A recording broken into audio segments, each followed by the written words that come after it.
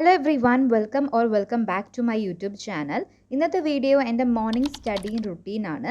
ഞാൻ പഠിക്കാൻ തുടങ്ങുന്നതിന് മുമ്പ് ചെയ്യുന്ന കുറച്ച് കാര്യങ്ങളും പഠിക്കുന്നതുമാണ് ഈ വീഡിയോയിൽ നിങ്ങൾ കാണാൻ പോകുന്നത്. സോ ഫസ്റ്റ് ഞാൻ എൻ്റെ ടേബിളിൽ നിന്നും ആവശ്യമില്ലാത്ത ഐറ്റംസ് ഒക്കെ എടുത്ത് ടൈഡി ചെയ്യും. ദെൻ എൻ്റെ ജേർണൽസ് ഒക്കെ എടുത്ത് വെക്കും. അതിനുശേഷം മെയിനായി ചെയ്യുന്നതാണ് അഫർമേഷൻസ് കേൾക്കുക എന്നുള്ളത്. യൂഷ്വലി ഞാൻ എൻ്റെ ബുള്ളറ്റ് ജേർണൽ എഴുതി വെച്ചിട്ടുള്ള അഫർമേഷൻസ് വായിക്കുകയാണ് ചെയ്യാറ്. ബട്ട് ഇപ്പോൾ എക്സാം അടുത്ത് വരുന്നത് കാരണം എക്സാം ടൈമിന് സ്യൂട്ട് ചെയ്യുന്ന അഫർമേഷൻസ് ആണ് കേൾക്കുന്നത്. അത് കേട്ട് തുടങ്ങുമ്പോൾ തന്നെ ഫുൾ പോസിറ്റീവായി പഠിക്കാനുള്ള ഒരു എൻവയോൺമെൻറ്റ് നമ്മുടെ മനസ്സിൽ ക്രിയേറ്റ് ചെയ്യും.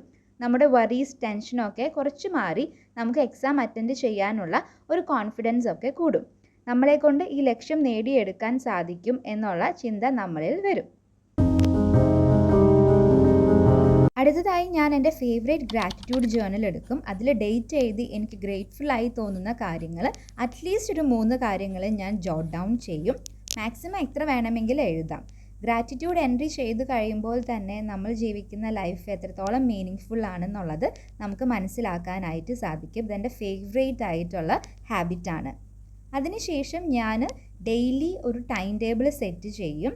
ഏതൊക്കെ സബ്ജക്ട്സ് ആണ് അന്നത്തെ ഡേ പഠിക്കണം, അല്ലെങ്കിൽ ഏത് ടോപ്പിക്സ് ആണ്, എന്തൊക്കെ കവർ ചെയ്യണം എന്നുള്ളതൊക്കെ ഒന്ന് ജസ്റ്റ് ഒരു റഫായിട്ട് ഒന്ന് സെറ്റ് ചെയ്യും. ഇത്രയും കാര്യങ്ങളാണ് ഞാൻ മെയിനായിട്ട് പഠിക്കുന്നതിന് മുമ്പ് ചെയ്യുന്നത്. അതിനുശേഷം ഞാൻ പഠിക്കാൻ തുടങ്ങും.